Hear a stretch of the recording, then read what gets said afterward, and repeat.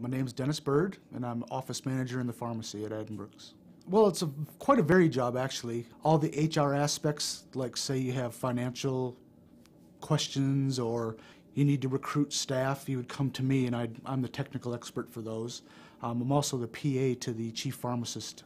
I just like the people here. It's really a friendly place to work. When I was a kid, I kind of looked at myself as working with my dad. We used to put in fireplaces. I'd graduated school when I was 18.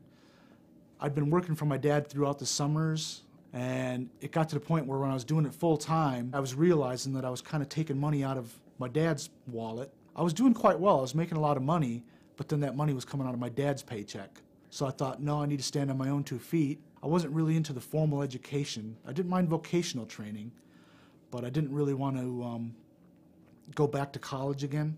And the military was the easiest option for me. I started out in the military as a military policeman. I spent my entire career in England, although I did numerous visits for different duties to Germany, been to Bosnia, Herzegovina, and when I retired, I decided to stay in country because my family's grown up and living here.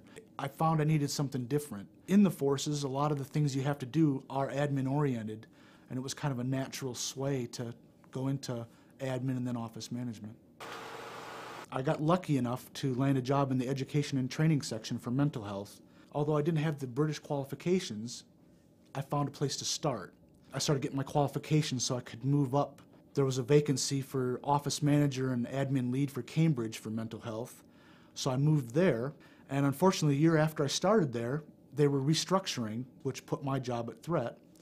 And luckily, Edinburgh's Pharmacy was offering a similar graded position and similar requirements. So I applied and was lucky enough to move to Edinburgh's.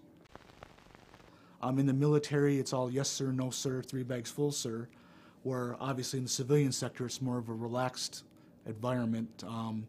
I do miss it. The military, probably the most due to the camaraderie. We were all kind of in the same boat and you had to depend on one another. You're used to things being told to you in black and white. I think that was the scariest part. When I first got out, it was like, well, where's the documentation on how to do a filing system? Well, we don't have one. It's like, what do you mean you don't have one? Well, you make up what works for you.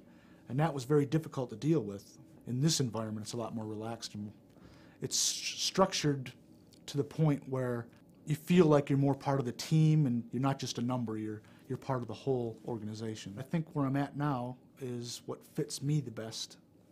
Obviously, I aspire to be a senior manager one day, but where I'm at presently is a good place. Biggest obstacle in my life would probably be about 5 years ago, I had a heart attack. What really changed me the most is, I live more for the now. I was always told, oh, pay the bills, make sure this is done. Well, that's not necessarily always the priority now.